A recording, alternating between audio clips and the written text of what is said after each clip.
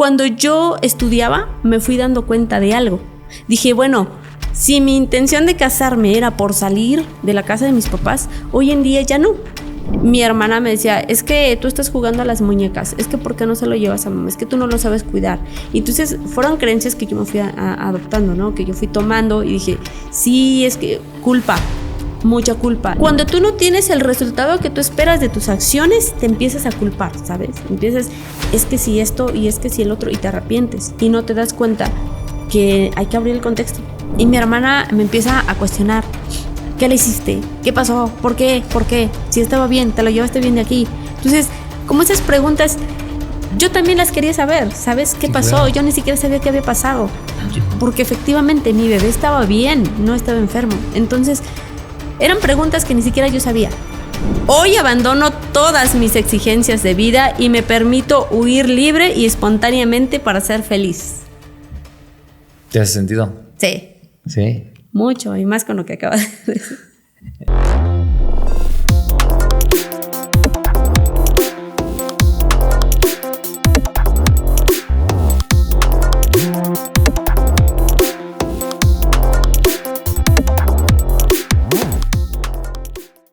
Hola, ¿qué tal? Bienvenidos a un episodio más de Lidérate. Hoy estrenamos nueva temporada, estamos de regreso, nuevo set, nuevos proyectos y unos invitados súper poderosos que realmente hoy pues, nos hace el honor. Yuri Marín, bienvenida, que nos haces el honor de esta nueva temporada. Bienvenida, ¿cómo estás? Hola, Lalo, excelente. Muchas gracias por la invitación. Estoy muy contenta y muy motivada. Y pues un gusto conocerte ahí en el curso de oratoria, ¿no? Que ahí estuvimos compartiendo historias, compartiendo la forma de cómo queremos transmitir nuestras partes de vivencias, lo que hemos experimentado a lo largo de nuestra vida y es de las que más me marcó esa energía, esas ganas de salir adelante y sobre todo esa confianza que tienes. La verdad es que te la aplaudo y te agradezco tu tiempo por estar aquí.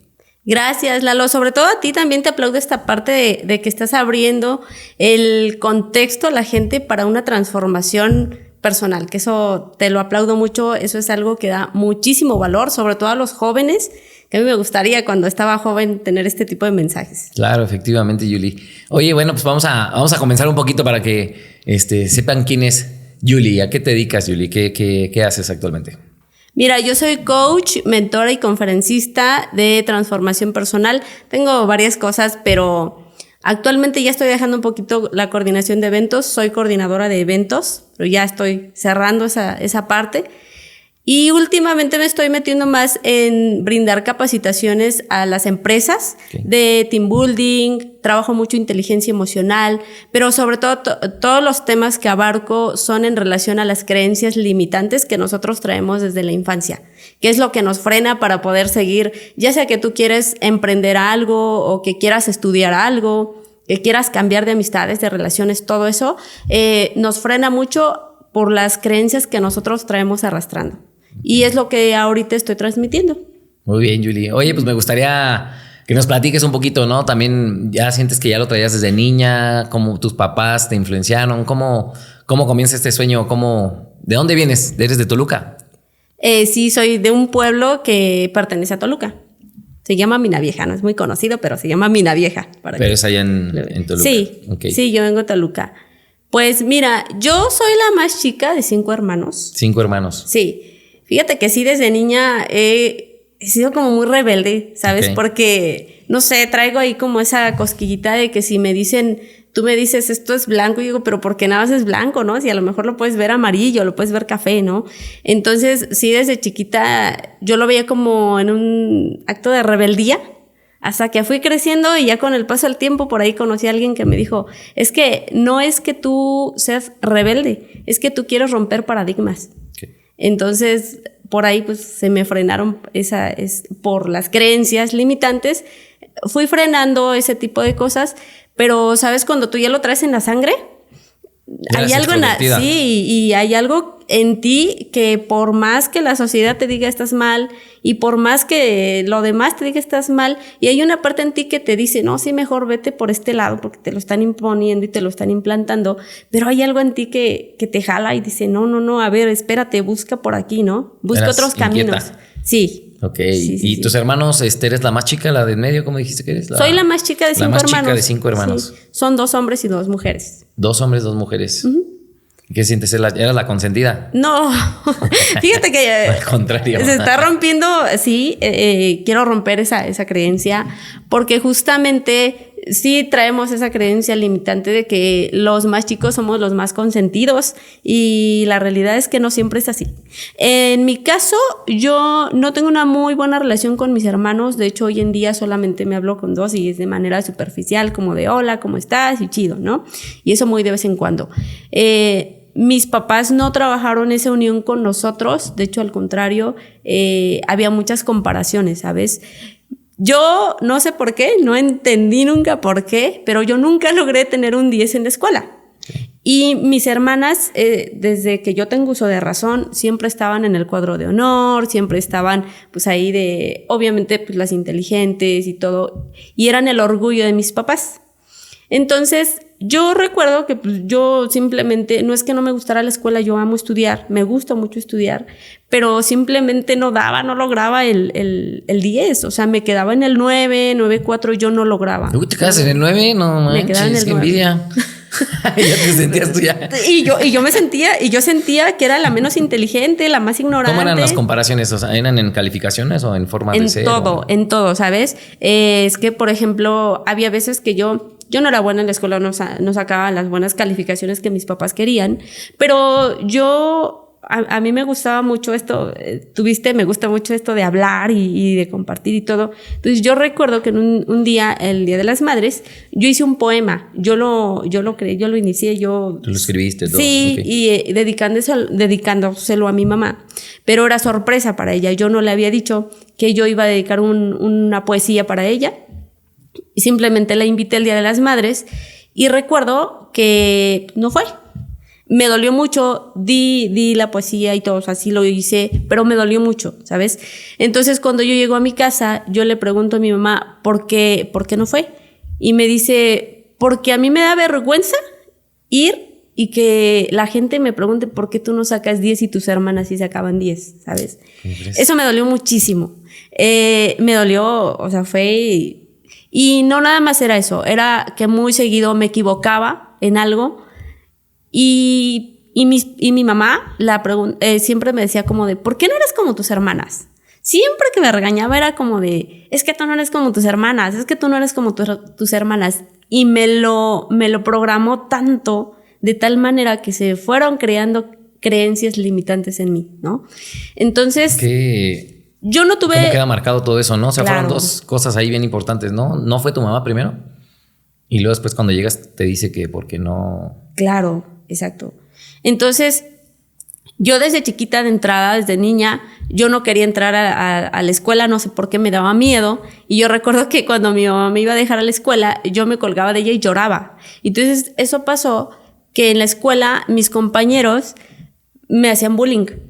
Con eso arrastré hasta la secundaria, porque desafortunadamente tuve compañeros que iban en la primaria y fueron conmigo hasta la secundaria. Y todo el tiempo, todos los días me veían como, ay, la chillona, la débil, ay, y en burla, ¿no? Ay, ¿te acuerdas cuando llorabas? ¿Qué tipo de bullying era? ¿Más verbal? O sea, ¿era más verbal o...? Era verbal y también físico. Yo en la primaria estuve con un niño que él estaba 2 veces en el mismo salón y obviamente él ya estaba más grande, yo a él lo alcanzo en 4º y estuve cursando con el 4º y 5º. Entonces recuerdo que él siempre, como es un pueblo, no iban por nosotros, sino yo me trasladaba sola a mi casa. A tu casa, okay. Y él me esperaba. Siempre me esperaba, o sea, de hecho éramos vecinos y él me esperaba y me pegaba, me aventaba piedras, se burlaba de mí por mi tamaño, por mi color. Me ponía apodos, ¿no? De hecho, yo recuerdo que hasta que superé lo de las creencias limitantes, pude hacer las paces con los pingüinos porque odiaba a los pingüinos. Chico me ponía apodos de pingüino y odiaba el pingüino porque cada vez que yo veía la imagen, yo me acordaba de todo lo que sufrí con esa parte, ¿no? Entonces, yo sufrí bullying con esta persona. Yo no le decía a mi mamá, al principio sí le empezaba a decir, pero de repente mi mamá iba y pues obviamente le reclamaba a sus papás. Y otra vez, al otro día era peor. En vez de que bajara, el niño otra vez me pegaba más fuerte y era pues como más constante. Sin embargo, yo decía bueno, si me aguanto, pues a lo mejor y le baja. Y de repente, pues yo veía como que había veces que ya no lo hacía, ¿no? Yo decía, pues ya se calmó y no, otra vez. Yo creo que eran como crisis de este niño, ¿no? Y a raíz del bullying, ¿en qué niña te fuiste convirtiendo? O sea, como... Yo era una niña súper introvertida, muy insegura, muy aislada, porque además yo no jugaba. Yo no tuve una infancia en donde pues jugaba con mis hermanos, jugaba acá. O sea, realmente yo era muy aislada, pero también como tipo marginada, ¿no? Yo recuerdo que yo cuando era niña, iba más o menos a la primaria, ya mis hermanos trabajaban. Entonces, cuando ellos iban a visitar a mi mamá, yo me acercaba con uno y es como de, ay, quítate, o sea, me vas a ensuciar la camisa, ¿no? Porque, pues, venía del trabajo o iba a trabajar, no lo sé, y yo fui más bien como excluida, ¿no? Entonces, eso también me dolía. No tuve también como compañeros de juegos, de infancia, de complicidad, ¿sabes? De vamos a hacer una travesura juntos, ¿no? Yo no tuve esa parte. Mis hermanas también, la que sigue es como me gana como con 6 años. Obviamente cuando yo estaba ya en la etapa de jugar, ella ya estaba en adolescencia. Sí, ella ya no quería jugar. Entonces, igual lo mismo, yo cuando ya empiezo a crecer, mis hermanas se van. Yo un tiempo en el que yo me quedo sola, de los 10 años para arriba, yo ya me quedé sola, que era la etapa en donde pues más necesitaba, bueno, la creencia era como de necesitaba con quién platicar, con quién jugar y toda esa parte. Entonces, a raíz de que yo estoy sola y estaba sola en casa con mi mamá, pues yo era una niña muy aislada, muy introvertida, yo prácticamente no jugaba, solamente me dedicaba como a ayudarle a ella. Okay. Y pues ya. O sea, sí, puede decir que casi como hija única, pues sí, aunque tuvieras tus 4 hermanos, ¿no? Exactamente. Como hija única, pero con todas las complicaciones que te comparaban, sí, ¿no? Porque aparte yo, por ser la más chiquita, sí reconozco que mis papás no tenían muchos recursos, pero yo sé bien también que sí había, sí, nada más que yo me tenía que poner como las prendas que dejaban mis hermanas y eso para mí también era como complicado porque mis hermanas no tenían los mismos gustos que yo y obviamente tú sabes que pues van cambiando las modas y todo este rollo. Entonces cuando yo voy a la secundaria me he visto como mis hermanas, que mis hermanas ya estaban más grandes, que mis hermanas ya trabajaban, que mis hermanas dejaban ropa pues como ropa de vestir, como sabes, como para ir a los bancos de oficina o cositas así, y yo me las tenía que poner. Entonces a mí me hacían bullying también con eso. De hecho me decían, ay, te trajiste la ropa de tu abuelita. Entonces era burlas, yo sufría burlas. Todo este bullying no viene nada más de la primaria, sino también lo sufro en la secundaria, porque te decía, yo traigo arrastrando todo esto de que si lloraba y todo eso. Y entonces en la secundaria ya hay otra chica que pues ella igual también me agredía físicamente, hasta que yo decido esa parte. Un día fue otra persona la que fue y me pegó aquí. Me pegó en el ego, ¿sabes? Porque ya empezaba yo con esas cosas de que me gustaba un niño y todo eso. Entonces recuerdo que el chavo estaba enfrente y me pegó en el ego porque dije, ay, no, qué oso que va a decir este chavo, ¿no? Que pues me dejé. Entonces, recuerdo que la chava, pues como ya todos veían que a mí me podían gritar y humillar y todo, yo no decía nada, yo era una niña muy callada, que todo me aguantaba, que todo, pues ahí me quedaba, ¿no? No decía nada. Entonces esta chava va y se le hace fácil, me pega y me avienta el libro. Entonces yo me levanto, pues ella dijo, ya no va a hacer nada.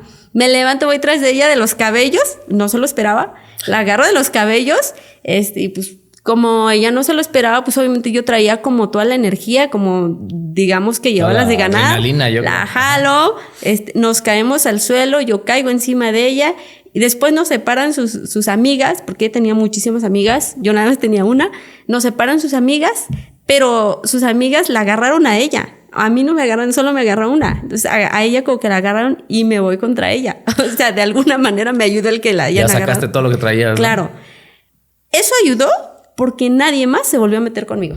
Okay. Pero desafortunadamente lo hice hasta tercero. Entonces, ya sí. Lo último de secundaria. Pero nadie más, la chava que me había bulleado los 3 años, no se volvió a meter conmigo, no me volvió a decir absolutamente nada.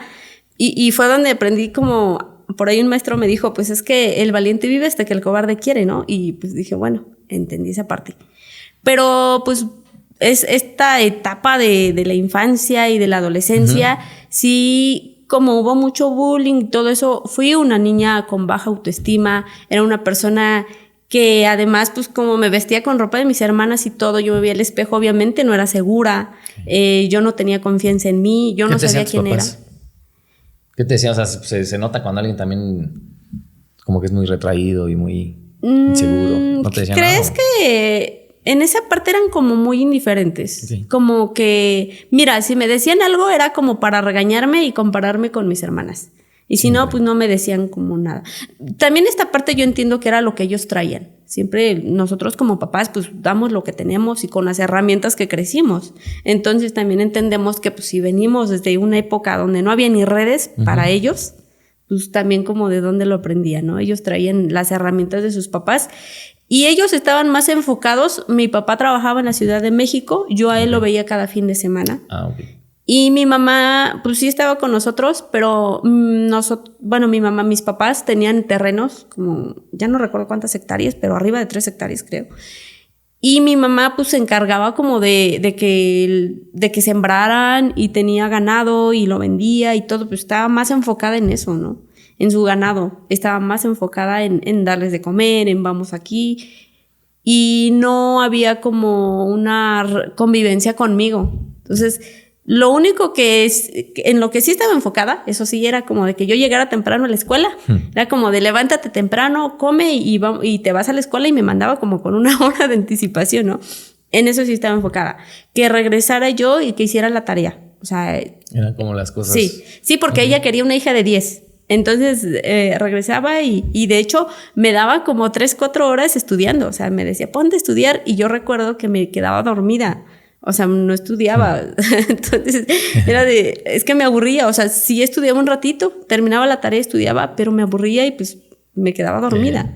Entonces, como mi mamá pues me dejaba solita, y hasta que entraba ahí, pues ya me veía dormida. Decía, pues por eso no estudias, o por eso no aprendes, o por eso no llegas al 10. Oye, ¿y cómo fue para ti entonces pasar a prepa ya con todo lo que había sucedido? Yo te habías puesto valiente también en tercero. ¿Qué crees? Que yo no estudié en la prepa. ¿Ya no seguiste? No. Yo quería, esa era otra parte que yo traía por ahí guardada, un resentimiento que le tuve a mis papás. Yo sí tenía muchísimas ganas de estudiar, muchas, pero ¿sabes? Cuando en esta parte de la comparación, cuando mis hermanas salen de la secundaria, ellas tienen la oportunidad de ir a una escuela, de seguir estudiando, en la prepa, pero por ahí hicieron un examen de admisión, lo pasaron en otra escuela lejos, creo que está en la Ciudad de México. Era un internado en donde ellas por el promedio les daban una beca. Entonces lo pasaron, pero de hecho las dos iban a entrar igual. Pero cuando ya dijeron te vas, por alguna razón, las dos dijeron ya no voy. Y pues obviamente mis papás, fue una frustración para mis papás, porque ya habían gastado en todo, en el examen de admisión que se los cobraron, en la ida donde lo fueron a hacer, todo el rollo. Y entonces cuando yo salgo de la secundaria, pues están las comparaciones. Entonces mi mamá dice, es que vas a ser igual que ellas, así es que no hay oportunidad para ti. Y también yo traía como cierto resentimiento con mis hermanas, porque justamente mi papá siempre fue albañil y trabajó en obras. Entonces él no fue pensionado ni nada.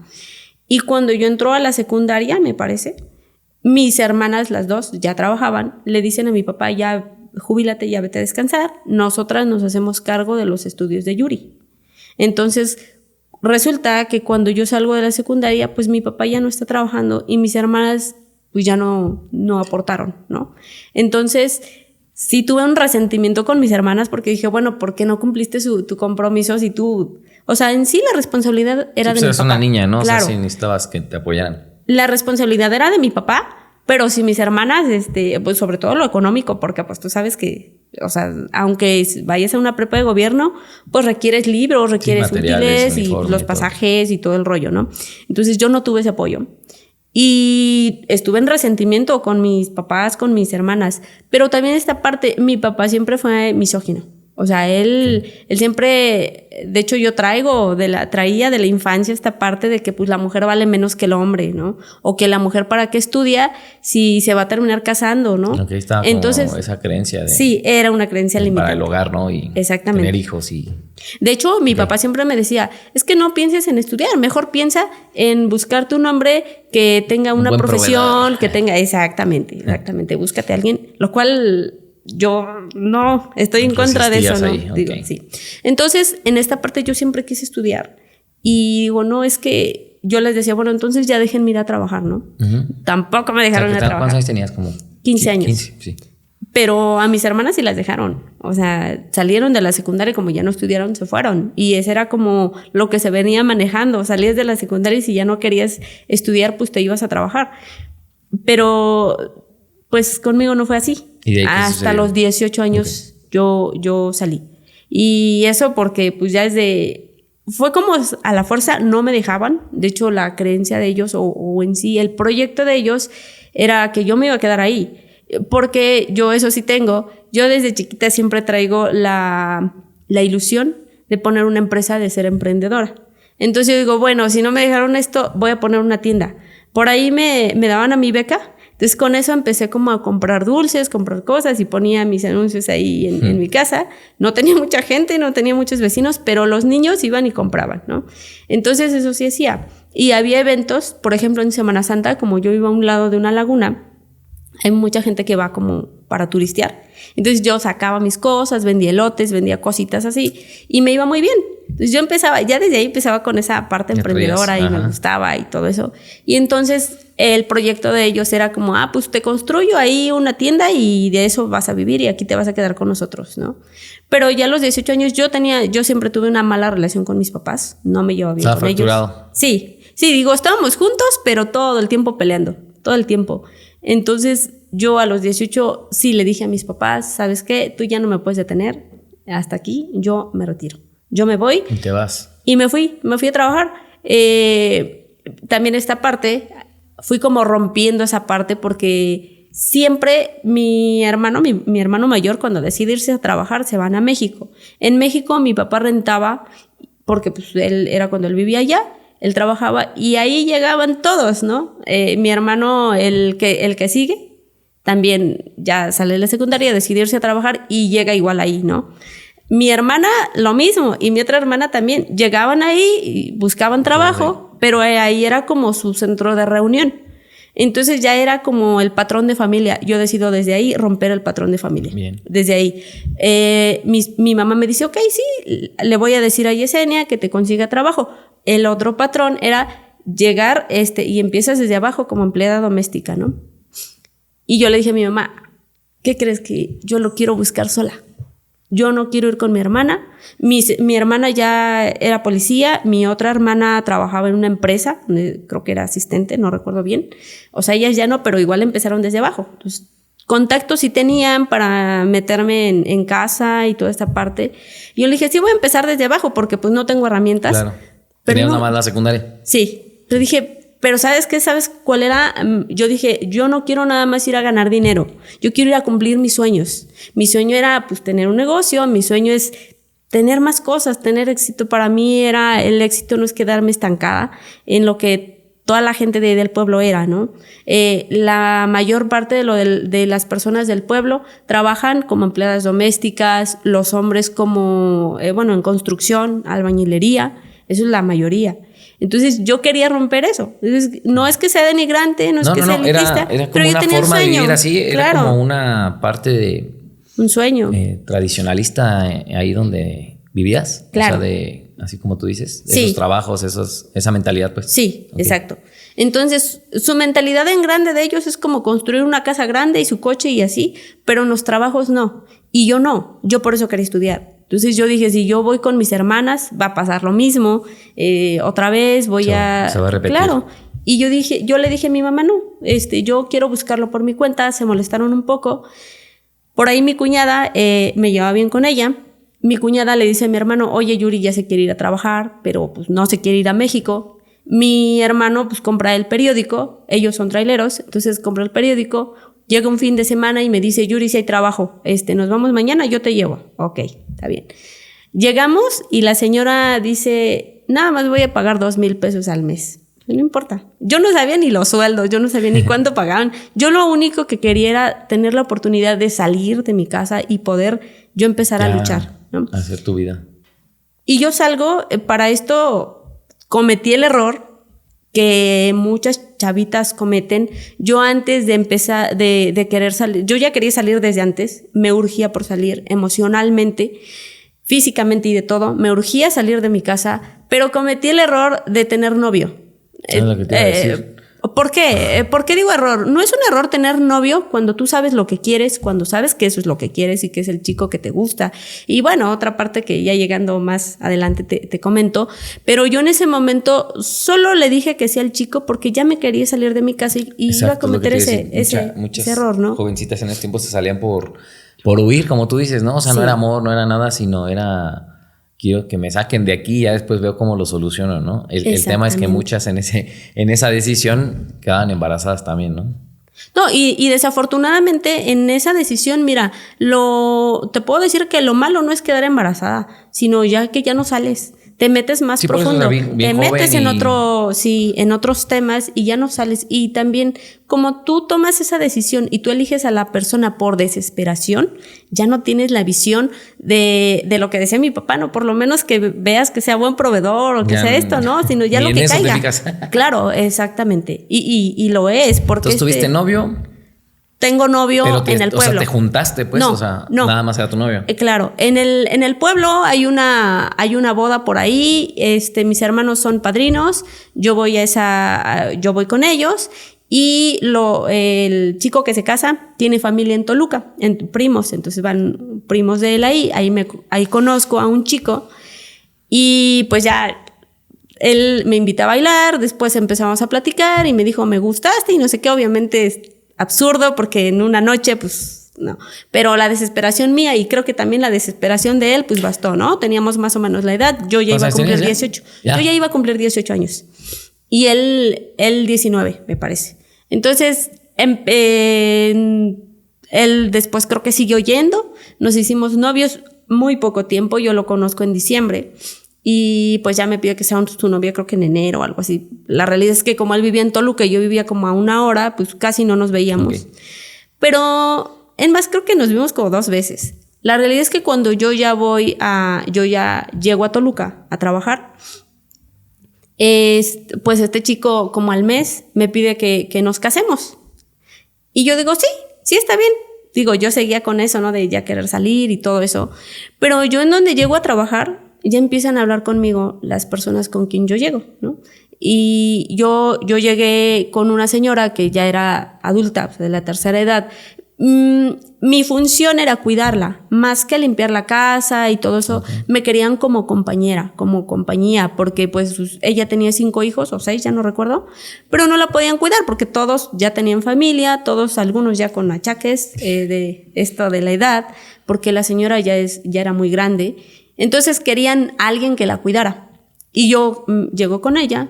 Obviamente, pues compartí muchísimas cosas con ella.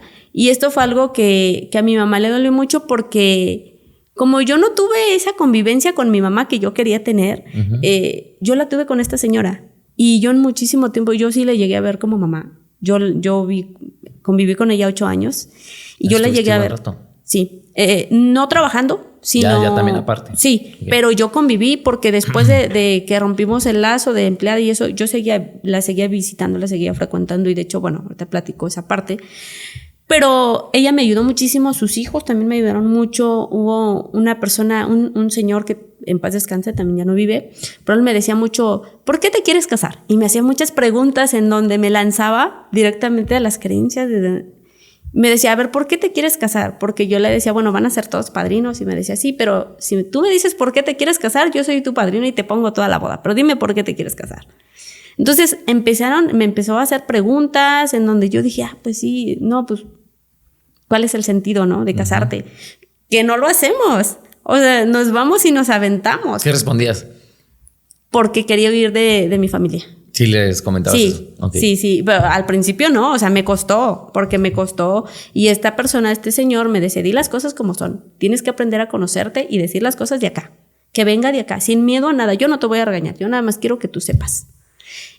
Y pues al final sí entendí, dije, bueno, pues, está bien, ya lo entendí, pasaron unos mesecitos, seguíamos con los planes. Este chico fue a conocer a mi familia, fue a pedir fue a conocer a mis papás, yo conocí a su familia, seguimos con los planes, pero yo ya tenía como este cosquilleo. La señora con quien yo trabajaba me decía, oye, si tú tienes el sueño de estudiar, ¿por qué mejor no estudias? No está peleado con que te cases. Pero yo tenía que romper este patrón de esta creencia que yo traía de la infancia, de que la mujer dependía del hombre, de que la mujer valía menos que el hombre. Y además, si tú ya estás casada, ya no puedes estudiar, ya no puedes tener hijos, ya no puedes tener amistades, ya no puedes tú tratar tú tratar de conseguir tus sueños, de llegar a tus metas, ya no. Entonces yo decía, bueno, si ya me voy a casar, ¿para qué estudio? Y ella me decía, a ver, ¿no ha sido tu sueño de toda la vida? Bueno, sí. Entonces, antes de que yo decidiera romper con esa relación, me dice, ¿qué te gustaría estudiar? Y yo empecé como, bueno, pues la prepa, quiero estudiar la prepa, quiero estudiar inglés, quiero estudiar computación, con muchísimas cosas empecé, ¿no? Me dice, no, bueno, empieza por algo, ¿no? O sea, no te va a alcanzar para todo, ¿no? Y bueno, está bien, empecé por ahí como la prepa, viendo cosas, cursos, y estaba esto del examen Ceneval, de que en un solo examen la podías pasar y todo este rollo. Empecé como a estudiar esa parte, pero también me metí al inglés, que en el inglés pues aborté esa parte porque simplemente reprobaba. Estaba como 2 veces en el mismo nivel y dije, no, creo que aquí no le voy a avanzar, ¿no? Hasta ahorita que lo estoy retomando, pero en ese momento, cuando yo estudiaba, me fui dando cuenta de algo. Dije, bueno, si mi intención de casarme era por salir de la casa de mis papás, hoy en día ya no. Hoy en día pues ya salí, o sea, ya soy independiente. Sí iba a verlos, sí les hablaba, pero no muy seguido, por lo mismo que había mucho conflicto. Pero decía, bueno, ya no tiene caso, porque yo había tomado una decisión a raíz de lo que me estaba pasando, a raíz de mis emociones. Entonces me empiezo a dar cuenta de eso. Y yo ya no me quiero casar. Ya me doy cuenta que no quiero al chico, que no estoy enamorada de él, que no me gusta cómo es él, que no me gusta su manera de llevar la vida. Porque el chavo se iba cada rato con sus amigos a tomar, se emborrachaba demasiado. Es un chavo que hasta la fecha, hasta donde yo sé, hace como 2 años supe de él, y sigue en el mismo conformismo, sí, ¿sabes? Okay. Exacto. Entonces, el chavo en ese tiempo ganaba 500 pesos a la semana. Y dice, bueno, está bien, o sea, si vas empezando se vale, ¿no? Pero que sigan, ya pasaron 20 años y siga lo mismo, pues, o 15 años, ¿no? Entonces, es esta parte, él es muy conformista, y yo le preguntaba como, bueno, ¿cuál es tu estilo de vida? ¿Cuáles son tus planes a futuro? Pues, como soy el más chico, me voy a quedar con la casa de mis papás y pues punto, ¿no? Es que no era lo que yo quería, ¿no? Yo quería triunfar, yo quería tener éxito, yo quería tener más cosas que un matrimonio no me iba a dar. Pero muchas de las veces no nos hacemos esa pregunta, ¿sabes? Solamente tomamos las decisiones, me voy a casar o voy a ser novia o voy a ser novio, ahí ya. No te preguntas por qué, no profundizas por qué ni de dónde viene tu decisión. En ese momento yo digo, ya no me quiero casar, pero no sabía cómo decírselo porque tenía otra cosa. Yo no era una de las personas que hablaba directo, ¿sabes? Porque tenía miedo a lo que iba a decir la otra persona, tenía miedo a lo que iba a sentir la otra persona y me olvidaba de mis sentimientos, me olvidaba de lo que yo quería y así seguí hasta que un día este chico, ya estábamos en los planes de boda y me habla una chava y me dice, oye, fíjate que yo tengo una relación con esta persona, incluso tenemos una niña. Y yo digo, bueno, ya le hablo, yo enojada, frustrada, lo que sea, decepcionada, ¿no? Y digo según porque la realidad es que yo no quería estar con el chavo. Yo ya nada más estaba buscando un pretexto de cómo decírselo, ¿no?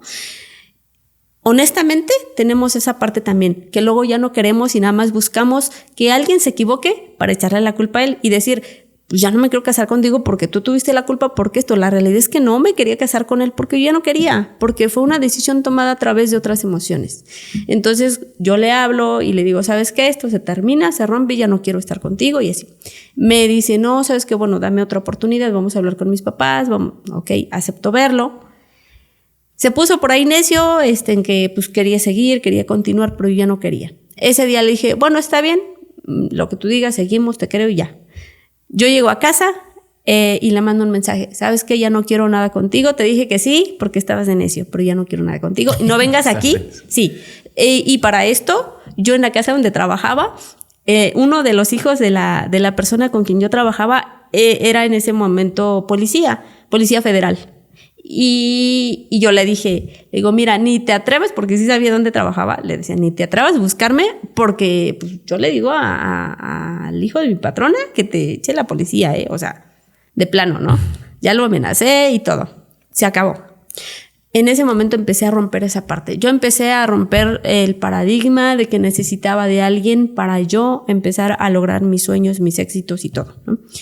También rompí con esa parte pues de que si tú quieres salir de tu casa y todo eso, necesitas un hombre, ahí ya.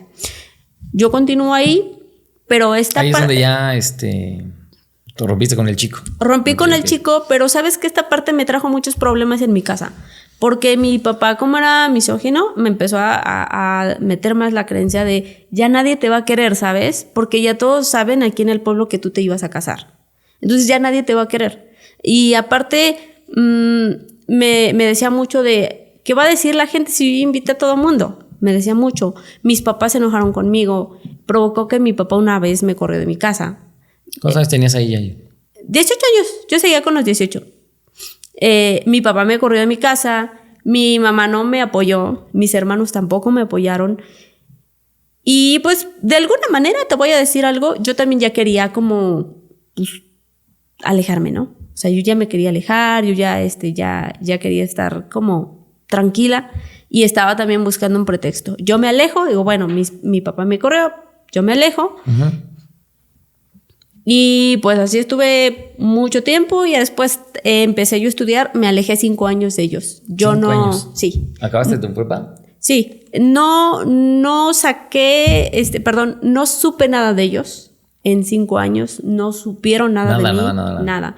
Yo en ese tiempo estudié la prepa, estudié administración, bueno, una carrera técnica de administración y computación. Estudié una parte de inglés, pero pues esa ya... Se quedó. Y estuve estudiando más bien estuve en incubadora de negocios. Yo quería tener negocios, yo quería ser mi propia jefa, yo quería tener lo mío, yo quería dirigir algo, ¿no?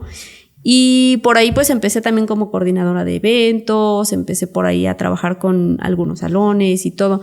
Pero como yo tuve mucho el apoyo de la familia con quien trabajé, pues yo seguía en comunicación con ellos. Yo de hecho pues veía mucho a esta persona, a esta señora. De hecho ella... En el 2013, ella cae le da un EBC, que es un evento cerebral, algo así, donde ella queda inmóvil. Yo me voy a vivir con ella para también cuidarla. Yo estuve con ella, creo que los últimos 4 años viviendo con ella. ¿Cuál es el consejo que más recuerdas que te haya dado la señora? Me dio muchísimos consejos, fíjate, pero... Uno del que más recuerdas. Uno de los que yo recuerdo, siempre me decía, sigue tu sueño. Sigue tu inspiración, pero síguelo. Eso era como lo que me motivaba, ¿no? Pero digo, obviamente me dio muchos. Y yo estuve con ella mucho tiempo. Ya de ahí mi hermano me contacta en Facebook después de los 5 años, en 2013 justamente. Mi hermano me contacta, me comenta que mi mamá pues, sufría por mí, que me buscaba y todo eso. Y yo decido regresar. Sin embargo, otra vez, ¿sabes qué pasa? Que... en esa familia había mucho conflicto. No sé si has conocido familias donde están rodeados de conflictos, de chismes, de me dijo y ya te provocó cosas, conflictos, ¿no? Entonces había demasiado conflicto. Yo llegaba y si le saludaba a mi cuñada se enojaban mis papás o se enojaba mi otra cuñada. Un ambiente claro, muy tenso. Hostil. Entonces casi no iba. O sea, casi no iba. Y por lo mismo, mis hermanos me veían como la mala hija. No manches, mi mamá pues llora por ti, te busca. Sí, entonces eso llevó a tener, de por sí yo no tenía una buena relación con mis hermanos, nunca la tuve, pero pues más con eso, ¿no? Entonces ya yo en ese tiempo tengo una relación con una persona, quedo embarazada. Yo sí ya tenía muchas ganas de tener un bebé. ¿Cuántos años tenías? Ya en ese tiempo ya tenía como 25 años cuando quedó embarazada. Ya habías trabajado, estabas ya. Ya, yo ya tenía... Más madura se puede decir. Sí, de hecho ya en ese tiempo yo ya era coordinadora de eventos, yo ya hacía cosas por mí misma, no trabajaba para nadie, o sea, ya era. Okay. Pero yo llevaba la publicidad, llevaba todo eso y me gustaba, ¿no? Pero bueno, yo también esta parte no entendía, volvía a cometer el mismo error de tener una relación con una persona. Yo no identificaba en ese tiempo cómo elegir a tu pareja, no sabía, ¿no? Nada más era como, pues me gusta y pues me habla bonito y ya, ¿no? Pero yo no entendía muchísimas cosas que hoy entiendo. Otra vez, estoy ahí, quedo embarazada, el chavo se va, pues lo que siempre, ¿no? Se va por los cigarros y ya no regresó. Okay. Que ni fumaba, yo creo que por eso. Entonces, no supo nada de mi bebé. Yo en ese tiempo rompo otra vez esta creencia que la mamá fracasada, que la mamá no va a poder y todo eso. Tú ya querías ser mamá, ¿no? O sea, sí. Yo ya quería ser mamá. Yo también como me educaron de niña, en mi cabeza nunca pasó abortar, nunca. Digo, bueno, yo ya estoy aquí y yo no vi como, pues es un error, un bebé es un error, no. O como fracaso, como le llaman en el pueblo, ¿no? Yo no lo vi así. Cito a mis papás en la terminal de Toluca, recuerdo. Los cito porque ellos iban a México con mis hermanas, me quedo a ver ahí con ellos y les doy esta noticia que era una bomba para ellos porque mi papá era una persona, digo que era una persona misógina, era una persona quien no toleraba el hecho de que sus hijas tuvieran hijos sin familia, ¿sabes? Sin casarse y todo eso. Mamá y soltera. luego, exactamente. Mira, más que te voy a decir algo. Al principio ellos me comparaban mucho con mis hermanas, pero resulta que mi hermana, la mayor, lo mismo, se embarazó, sí vive con el papá de sus hijos, pero no se casó antes, ¿no? De hecho, mucho tiempo estuvo separada. Y sus hijos los cuidaron ellos. Mi segunda hermana también fue mamá soltera. Lo mismo, pasó el papá de su hijo, lo mismo, ¿no? Entonces, mamá soltera, y yo era su esperanza para mis papás. De hecho, mi papá decía mucho, yo sí quiero que tú te cases y voy a echar la casa por la ventana y voy a matar no sé cuántas vacas y voy a vender no sé qué cosas, ¿no? Y tómala. Sí, fue una bomba. Fue una bomba, yo les digo ahí. Yo rompí en ese momento muchos paradigmas para la familia, ¿sabes? Porque la primera yo era su esperanza, ¿no? De que es mi hija casada y por la iglesia y de blanco y todo el rollo. Segunda, ya venía un patrón, otra vez el mismo patrón de que mis hermanas se embarazaban, iban y dejaban a sus hijos con mis papás y ellos los cuidaban, ¿no? Yo rompo otra vez esa parte. Les digo, ¿saben qué? Estoy embarazada, voy a ser mamá soltera y voy a cuidar yo a mi hijo. Ellos esperaban que yo les llevara a mi hijo. De hecho, mi mamá, después de que nació mi hijo, en todo el tiempo me decía, yo te lo cuido. No, y no era por la relación que yo llevaba por mis papás. Bueno, aún así, pero más bien porque yo decía, bueno, es que si es mi hijo, es mi responsabilidad, ¿por qué se lo voy a dejar a mis papás, no? Yo estoy en contra de eso. Rompiendo otra vez esta creencia de que si eres mamá, no puedes cuidar, no puedes ser mamá presente y no puedes trabajar, no, nada, ¿no? Otra vez estaba rompiendo esto. Sin embargo, cuando ya nace mi hijo, ya no me podía dedicar a lo mismo, por obvias razones, claro. Entonces yo en ese tiempo entro en una crisis económica porque yo tenía otra mala creencia de las guarderías. Decía, no, es que ahí les pegan, nos dejan caer, esto y todo el rollo. Y entonces yo decido no meterlo en guardería y yo empiezo como a trabajar por mi cuenta, pero ya no podía hacer lo que estaba haciendo. Entonces empiezo a vender desayunos afuera de las escuelas, empiezo a ir a limpiar casas otra vez. Regreso al mismo patrón, ¿sabes? Otra vez regresé, me estanqué, me conformé y eso me trajo mucha frustración porque había veces que no tenía ni para la leche de mi bebé, ¿no? Había veces que yo, porque trabajaba, después entré a una guardería a trabajar, fue como donde se me rompió esa creencia de las guarderías. Entré a trabajar ahí para poder dejar a mi hijo y yo decía, bueno, de aquí veo cómo lo cuidan, ¿no? Entonces entré a trabajar, pagaban muy poco, una miseria lo que pagan, desafortunadamente. Y pues nada, estuve ahí en esa creencia, estuve estancada. Y pues ya, después yo conozco al papá de mi hija, actualmente. Conozco a él también tenía ahí a sus hijos en la guardería porque, bueno, él ya es divorciado, yo lo conozco divorciado. Él tiene la custodia de sus hijos y en esa guardería pues llevaba a la guardería donde yo llevaba a mi hijo, llevaba a sus hijos. Entonces yo ahí lo conozco, empezamos a interactuar, empezamos a salir y todo y pues ya en ese lapso otra vez yo estaba, ¿sabes? Regresando como ese patrón de que, pues necesitas un hombre, ¿no? Para salir de esto, para que te apoye, para que te ayude y todo. Y pues ya, salí con él. Pero en este lapso en el que él y yo empezamos a salir, hubo una vez yo voy, lo visito a su casa y mi hijo, yo recuerdo que, no recuerdo si me fui al baño o fui a lavarme las manos, no recuerdo, pero mi hijo se cayó de un sillón que él tenía. Mi hijo mete su bracito y se fractura. Entonces, de urgencia lo tuve que llevar al hospital. Y desde ahí como que empezó una etapa fuerte para mí, porque se fractura su bracito. Obviamente yo tenía muy pocos recursos, tenía muy pocos ahorros, iba casi al día y ya no pude trabajar porque yo lo cuidaba. Otra vez mi bebé pues ya no pudo ir a la guardería. En ese entonces mi mamá otra vez, yo te lo cuido. Y empezaron a llegar, a lloverme de comentarios que yo me fui adoptando.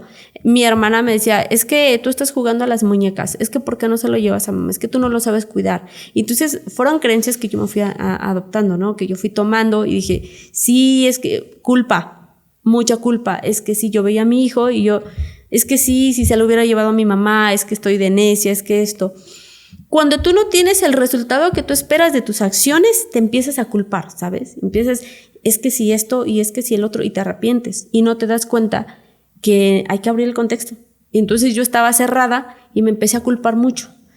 Pasó el tiempo y ya yo continué. La fractura de mi bebé fue el 2 de noviembre, recuerdo muy bien estas fechas. Fueron como en días festivos, estas fechas que fueron fuertes para mí. El 2 de noviembre mi hijo se fractura el bracito, yo en ese tiempo dejo de trabajar, estaba como vendiendo cosas que yo tenía, vendiendo muebles y de ahí como que pues, empecé como a llevarla, ¿no? En ese lapso. Yo sigo con la relación con el padre de mi hija, seguimos saliendo y todo, él me apoyó en ese tiempo y justamente en diciembre sus papás viven en México, a una cuadra de donde vive mi hermana. Entonces en diciembre decidimos, él se va a pasar Año Nuevo con sus papás y yo decido ir a pasarme Año Nuevo con mis papás y mis hermanas. Mis papás cada año se la pasaban con ellas. Entonces yo voy a México, nos vamos juntos y nos pasamos Año Nuevo con mis hermanas. Cuando nosotros regresamos a casa, ya era noche, de hecho ya era la madrugada del 2 de enero. Me dice el papá de mi hija, oye, ¿y si te vas a quedar conmigo para no desviarme en irte a dejar y todo porque pues ya es muy noche? Le digo, no, pues sí está bien. Ya me quedaba siempre, muy seguido, ¿no?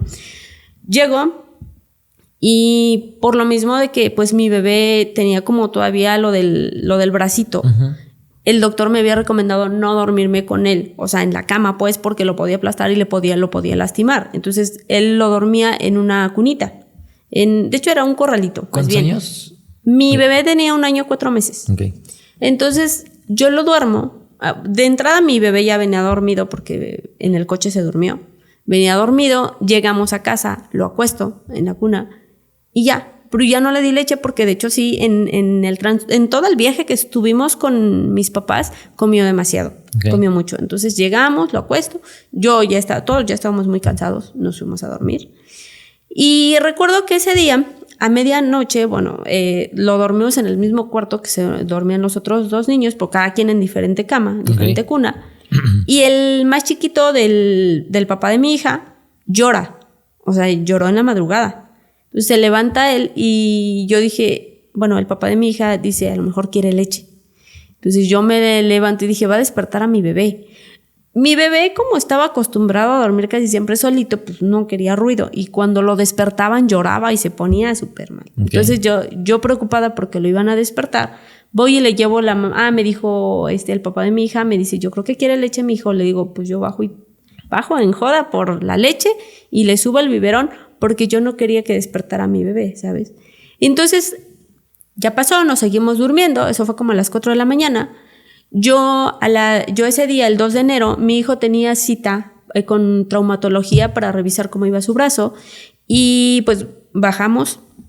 Ya ese día yo me levanto a las 6 de la mañana y yo dije, me voy a meter a bañar primero, me arreglo y cuando yo ya esté lista, ya lo arreglo a él para ya irme, ¿no?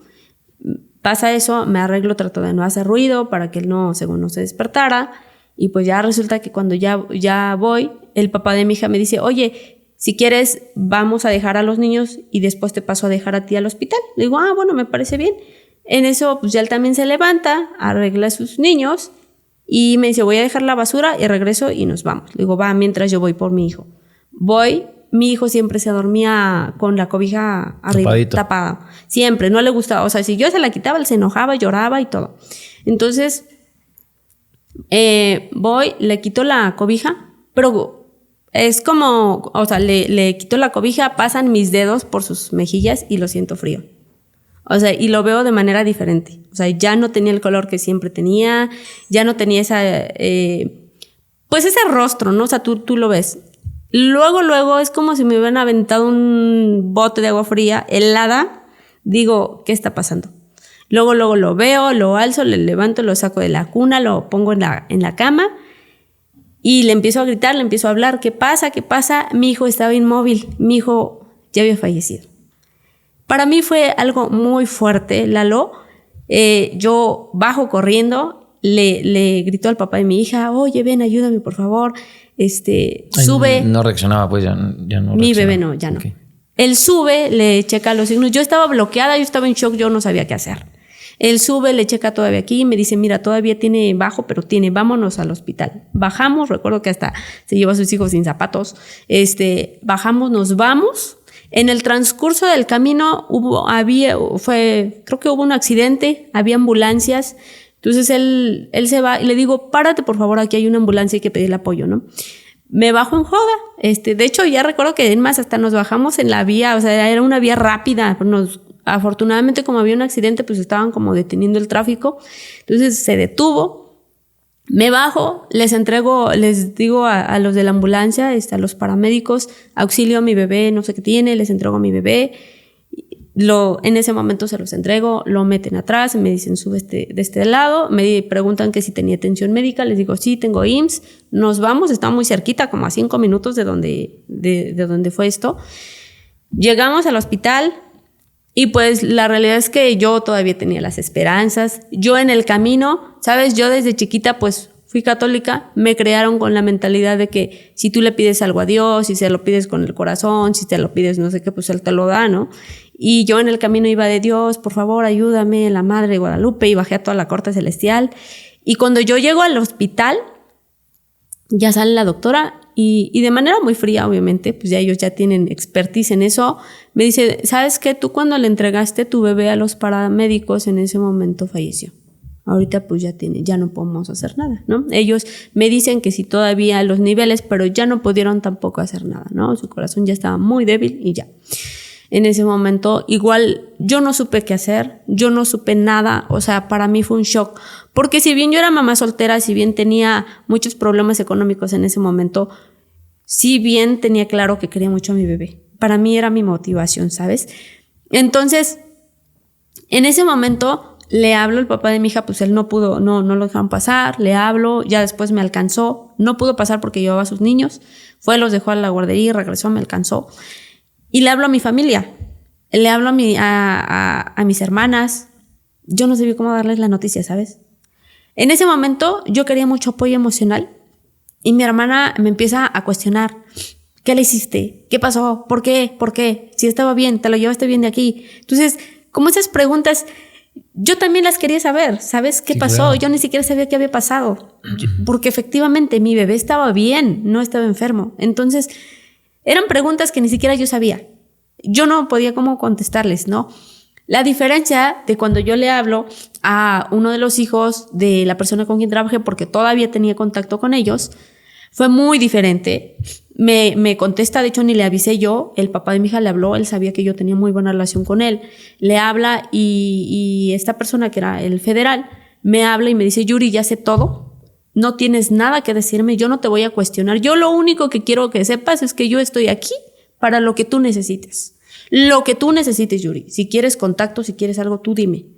Muchísimas gracias. O sea, me llevan voy, pregunto cuál era el siguiente paso. Me dicen, se van a llevar de aquí tu bebé al MP, lo van a mandar a hacerle la necropsia.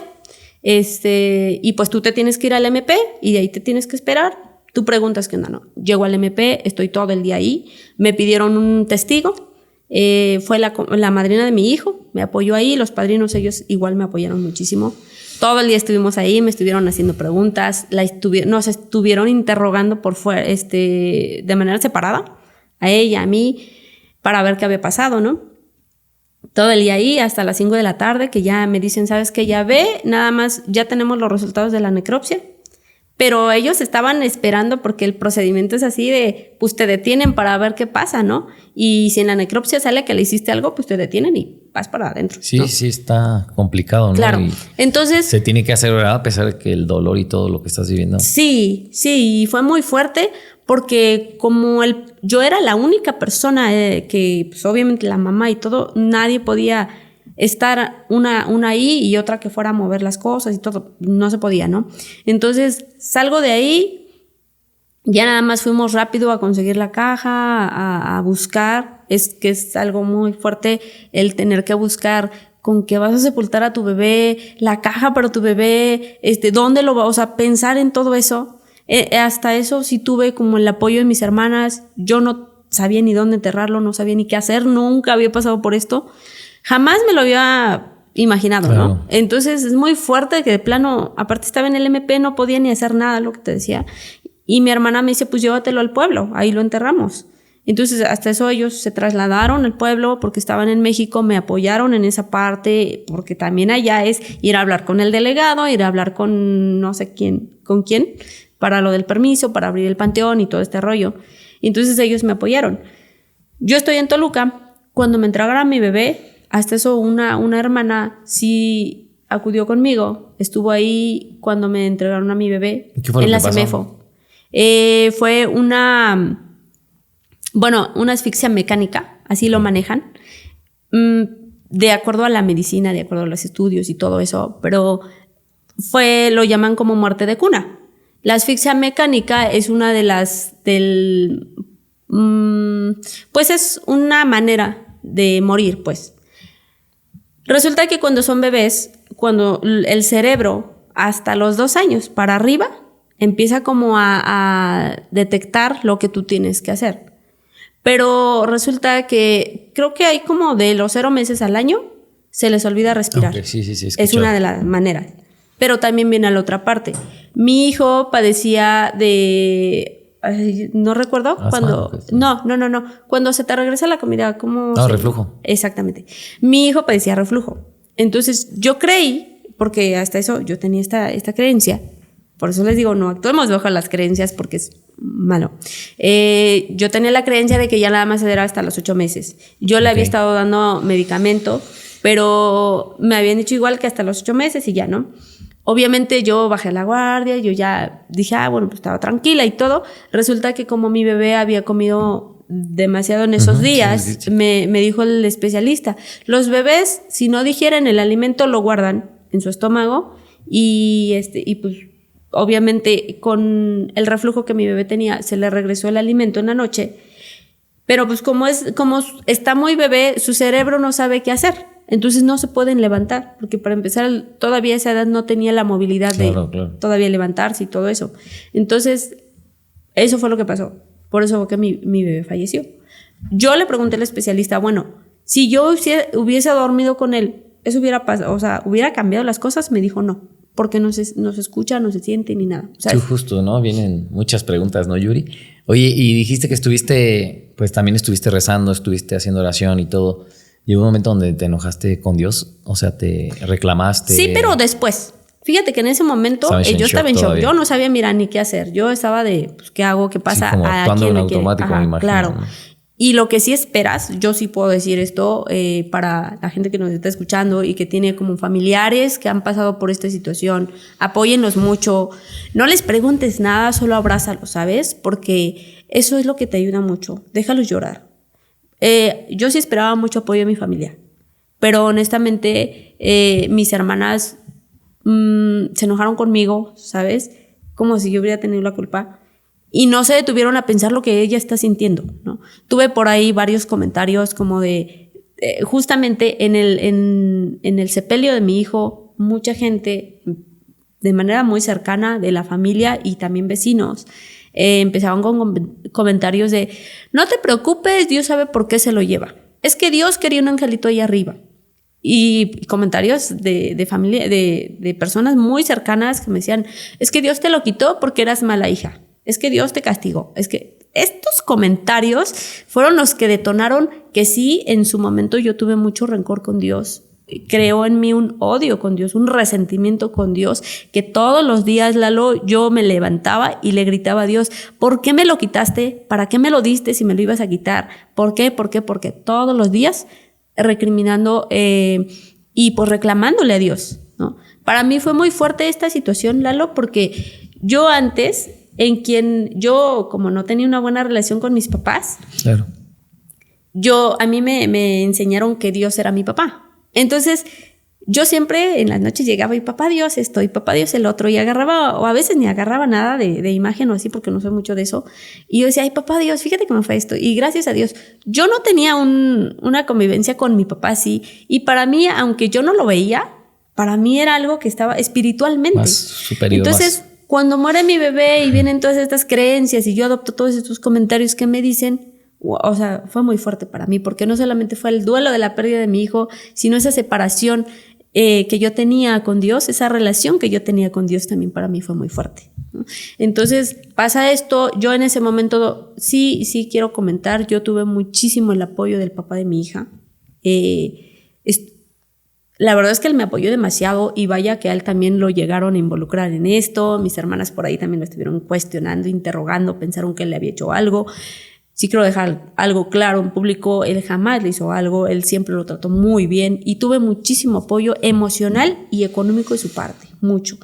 A los 15 días, Lalo, bueno, ni siquiera fueron 15 días, yo todavía estaba en shock con esta parte. En ese momento sí vi que a mi papá le pegó mucho la muerte de mi hijo. De hecho, él, a diferencia de los demás, yo pensé que él me iba a recriminar.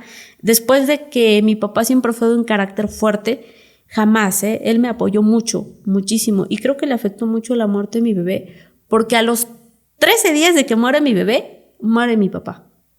Le dio, según, neumonía, pero también el doctor pues por ahí comentó de que puede ser que a raíz de la neumonía le haya dado un infarto. Pero obviamente él ya tenía las defensas muy bajas. Era una persona, él murió a los 84 años. Entonces muere mi papá, y yo también fue todavía más fuerte para mí, ¿sabes? Porque yo tuve una mala relación con mis papás siempre, y había ese resentimiento con mi papá. Entonces me llegó esta creencia o esta parte que yo decía, es que yo no puedo sufrir un duelo si me llevaba mal con él, ¿sabes? Uh-huh. Para mí en ese momento era un mal padre, era esto. Entonces yo no quería como mostrar mi debilidad. La realidad es que sí me dolió, pues obviamente mi papá, o sea, ¿cómo no me va a doler? Sí me dolió, pero yo no quería demostrarlo, ¿no? Entonces me costaba mucho. Y pasó el tiempo, estaba tratando de vivir el duelo de mi hijo, el duelo de mi papá. Sí, respecto de tu bebé, digo que es algo, pues la verdad es que yo como papá no son cosas que, pues, jamás piensas, ¿no? O sea, es como siempre es, me voy primero yo, o como debe de ser, ¿no? Este tipo de situaciones tan complicadas se superan o se viven, ¿no? ¿Cómo lo has manejado tú? Más que nada, pues hay personas que he conocido también y que pues es algo como que ya no se repone uno, ¿no? Entonces me gustaría que nos compartieras cómo lo has vivido. Es una creencia limitante, el hecho de no, pues de pensar que ya no lo superas, ¿no? Justamente yo decía eso de cuando enterré a mi hijo, enterré todos mis sueños, enterré todas mis metas. Pero la realidad es que cuando yo logro trascender a esta parte que es hasta donde yo empiezo a visualizar que la muerte es natural. Y que cuando yo empiezo como a ver esa parte en donde mi reconciliación con Dios y toda esta parte, yo digo, bueno, hay muchísima gente que cree en Dios como no tienes idea, y no es inmortal, también se muere. Entonces la muerte es natural, la muerte es algo que va a pasar. Y cuando nosotros empezamos a trabajar esta parte y a ver a la muerte como no un tabú, y no como algo malo, sino como algo natural, es cuando tú empiezas a trascender ese dolor. Mira, la ausencia siempre va a estar, Lalo, porque obviamente es un hijo. Tú tienes 5 dedos. Si te cortan uno, siempre va a estar aquí esta parte de que pues, hubo un dedo, ¿no? Uh-huh. Y te va a doler. pero el dolor siempre va a estar, la ausencia va a estar, pero aprendes a vivir con el dolor. Aprendes a vivir con la ausencia de tu hijo y aprendes a darte cuenta de que a pesar de que no está tu hijo, no es que vaya a morir, ¿sabes? Murió físicamente, pero espiritualmente no. Hoy en día yo vivo con los recuerdos de mi bebé. Hoy en día traigo muchos proyectos. De hecho, estoy por terminar un libro que habla del duelo de la muerte de mi hijo y tiene su nombre. De hecho, tiene su nombre, se llama El regreso de Willy al cielo. Okay. Y en el cual digo, mi hijo nunca va a morir. Es un legado que quiero dejar. Entonces, cuando tú aprendes a agarrar esto, digamos que los obstáculos los empiezas a agarrar para de ahí empoderarte y empezar a vivir, ¿no? Pero el proceso del duelo sí es algo muy fuerte. Es lo que te dice, o sea, lo estás diciendo ahorita como muy fácil, pero me imagino que... No, mira, el proceso del duelo es algo muy difícil. Es un proceso muy fuerte que muy pocos salen porque justamente Exacto. Es donde nosotros tenemos que empezar a ver. Yo, Lalo, fui con tanatólogos, fui con profesionales, estuve en grupos de autoayuda, y en el grupo de autoayuda, sí quiero comentar, me ayudó mucho a soltarlo. Y yo no me había despedido, yo tenía muchas culpas, yo no me había podido despedir de mi bebé, yo en el grupo de autoayuda me despido de mi bebé y eso me ayudó muchísimo, pero algo que me ayudó fue cuando yo entré en esto de la programación neurolingüística, yo ahí empiezo a ver que todas las cosas las traemos arrastrando de la infancia y que tenemos que tener una reprogramación para poder cambiar esta parte. Yo trabajo el duelo. Empiezo como esta parte de la superación de mi hijo y todo eso a través de trabajando esas creencias que yo traía. Yo traía muchas creencias en relación al duelo. Una de las creencias pues era esta parte de que yo había sido mala madre, de que Dios me lo había quitado por ser mala persona, de que Dios se lo había llevado, de mil cosas, ¿no? Cuando yo empiezo primero empieza a estudiar la parte de la muerte. Y yo empiezo a trabajar la parte de la muerte. Bueno, la muerte es natural. Cuando empiezas a ver el por qué se murió el bebé, pues dices, bueno, cuando empiezas a ver como la raíz, le das otro giro. Porque tú empiezas a entender las cosas de manera diferente. ¿Qué contexto le pudiste dar? ¿Y para qué pasó? ¿Por qué? Simplemente, la muerte es natural. Y eso es algo... Mi hijo de todas maneras iba a morir. ¿Sí? Hoy en día digo, bueno, no me siento culpable el hecho de que mi hijo haya muerto. Quizá lo que sí me faltó, y sí en esta parte es como el tema de la ignorancia, ¿no? Es esa parte en donde a veces te avientas a tener hijos y ni siquiera investigas cómo se hace, sino los tienes y ya, ¿no? Pero no investigamos qué hay de fondo, cuáles son los riesgos, qué es lo que tienes exactamente, claro. Que tienes que cuidar de ellos, porque hay muchísimas cosas que no sabemos. Entonces, hoy en día, pues digo, bueno, me faltó como investigar, pero para poder trascender y poder darle una vuelta completa a tu duelo es empezar a transformar tus creencias que traes.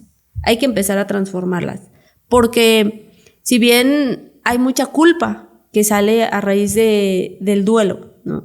Hay muchísima culpa y tú tienes que empezar a limpiar esa parte, porque si tú no limpias, la culpa siempre va a estar.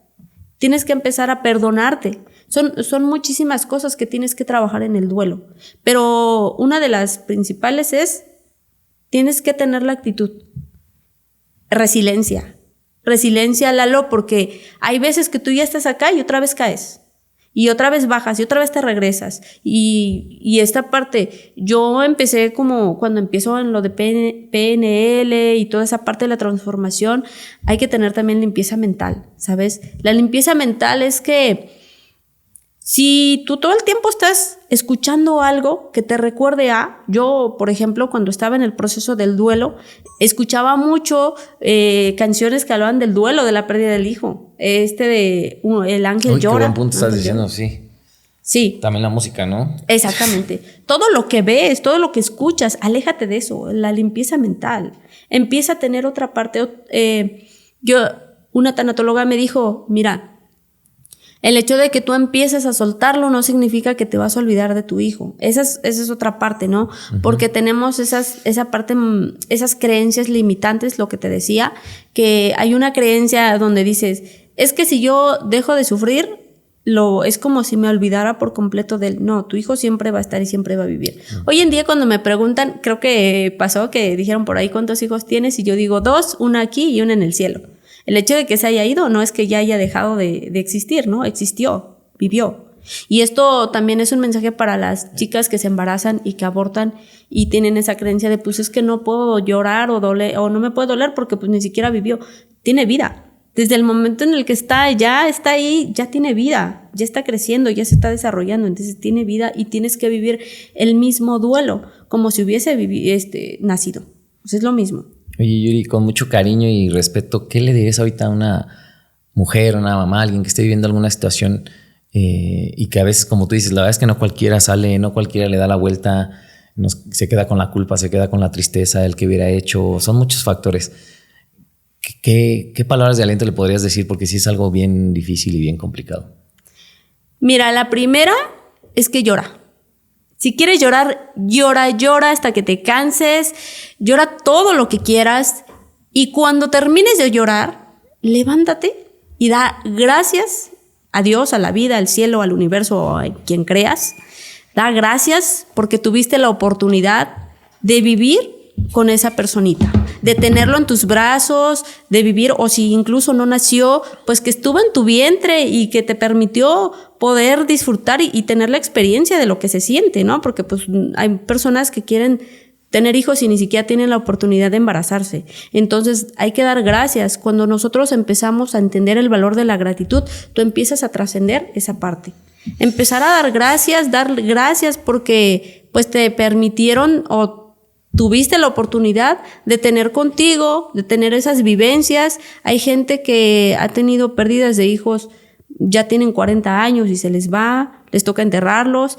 Y pues igual, o sea, el tiempo que lo hayas tenido, hay que dar gracias y hay que quedarnos también con esos bonitos recuerdos y esas lecciones que a veces nuestros hijos nos dan, porque aunque sean bebés, pareciera que dices, bueno, es que ¿qué lección te va a dar un hijo si tiene 6 meses? No, te puedo decir que a mí, mi hijo cuando lo operaron, yo recuerdo que lo operan, lo saco y mi hijo tenía una sonrisa que nunca, o sea, a pesar de pues ese dolor que sentía, él tenía una sonrisa y yo decía, ay, de hecho tengo una foto y digo, bueno, con esa sonrisa me quedo, ¿no? Un guerrero, de hecho yo decía, mi hijo todo un guerrero, porque a pesar de que lo habían operado y todo eso, mi hijo seguía sonriendo como no tienes idea. Entonces yo invito a la audiencia, a las personitas que están pasando por esto, no se sientan solas, hay personas, de verdad, busquen apoyo, hay personas que las pueden apoyar, ayudar, que busquen contenido que te apoye, porque hay un contenido que te hunde más, ¿no? El contenido que te victimiza te va a hundir más y es como más complicado salir de eso. Hay contenido en donde te impulsan, te jalan, te ayudan, hay muchísimo material en YouTube, hay muchísimos centros también de apoyo. Entonces yo invito a eso, pero siéntelo, si quieres llorar, llora, no lo reprimas, porque cuando tú lo reprimes es cuando se queda ahí y no lo sacas. Necesitas sacarlo. Oye, Yuri, para ir cerrando, me gustaría, si puedes agarrar una tarjetita, a ver qué te manda el universo de todo lo que hemos hablado, cuál eliges, y la puedes decir fuerte aquí a la cámara, lo que te manda el universo fuerte. Se grita hoy fuerte. Hoy abandono todas mis exigencias de vida y me permito huir libre y espontáneamente para ser feliz. ¿Te hace sentido? Sí. Sí. Mucho, y más con lo que acabas de decir. Yo sé que nos falta mucho por platicar. Yo creo que vamos a echar una segunda parte. La verdad es que te agradezco el valor, te agradezco por habernos compartido algo también tan personal y de mucho impacto y ayuda, ¿no? Porque yo sé que hay mucha gente que le puede hacer sentido y que también puedan acercarse contigo, ¿no? Me gustaría también que les digas cómo estás en redes sociales, qué estás haciendo actualmente y si alguien también se identifica, pues que te pueda escribir, ¿no? Sí, claro, gracias, Lalo. De hecho, sí, a raíz de todo esto, toda esta depresión en donde yo estuve, pues decidí emprender o fundar un programa que se llama Reprogramando mi Infancia, que pues hablamos de las creencias limitantes, que es lo que nos frena ya para... la parte 2 con la... ¿Perdón? Haremos parte 2 para indagar en lo que es las creencias. Sí, claro. Pero bueno, yo en Facebook estoy como Reprogramando mi Infancia.